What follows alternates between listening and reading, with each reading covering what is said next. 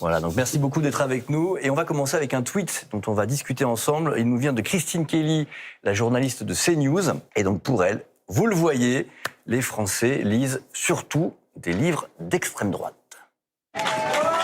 Jordan Bardella, Éric Zemmour, Philippe de Villiers, ces hommes politiques d'extrême droite ont tous récemment publié des livres. Et selon l'animatrice de CNews Christine Kelly, ils caracoleraient tous en tête des ventes.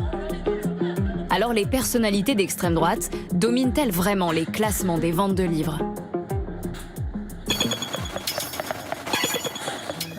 Ce classement est celui des meilleures ventes d'Amazon pour la catégorie des livres politiques. On trouve le même sur le site Edistat. 3 livres d'auteurs d'extrême droite arrivent bien sur le podium. En 4e position figure le livre de Gabriel Zucman, auteur de gauche. Mais c'est donc vrai, les meilleures ventes de ces dernières semaines sont majoritairement des livres d'extrême droite. Des auteurs comme Éric Zemmour ou Philippe de Villiers ont depuis plusieurs années un public fidèle et nombreux. Ce succès témoigne aussi de la normalisation des discours d'extrême droite, notamment avec l'influence de Vincent Bolloré, selon cet historien. La réussite de la croisade bolloréenne, elle réside dans la capacité à utiliser des marques médiatiques reconnues pour en faire le tremplin de la normalisation de ces idées d'extrême droite. C'est-à-dire qu'ils ne se contentent pas de racheter des médias et de les transformer. Il faut vraiment que les marques les plus identifiées, donc c'est Fayard pour l'édition, celle dont on a fait un outil de valorisation des idées d'extrême droite. Un glissement qui s'est accéléré ces dernières années. En 2006 et 2012, Marine Le Pen avait dû publier ses 2 premiers livres chez Grandchet, un éditeur spécialisé dans le bien-être et l'ésotérisme.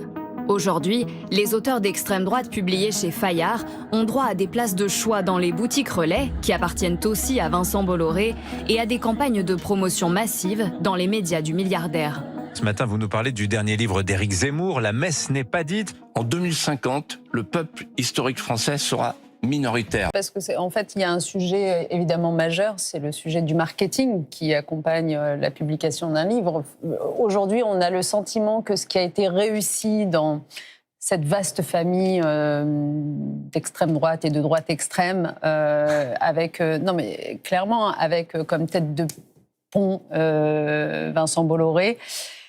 C'est la mainmise sur à la fois un monde médiatique, un monde éditorial mais à travers ces maisons d'édition, un monde de distribution, on l'a vu, qui permet finalement de faire caisse de résonance. On n'identifie pas la même caisse de résonance s'agissant de ces auteurs, Salomé Saké ou Gabriel Zucman. Je n'identifie pas la même caisse de résonance aussi organisée. Et il faut, j'allais dire, le reconnaître pour le coup.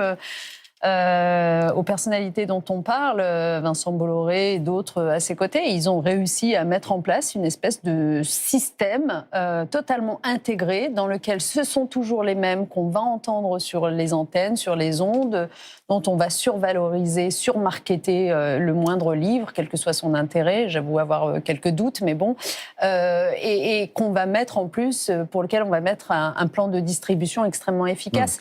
Donc ça fonctionne. Oui, d'autant que ça se double de quelque chose que j'ai entendu tout à l'heure, c'est que Vincent Bolloré possède les relais, les librairies des gares, ou en tout cas son groupe. C'est vrai.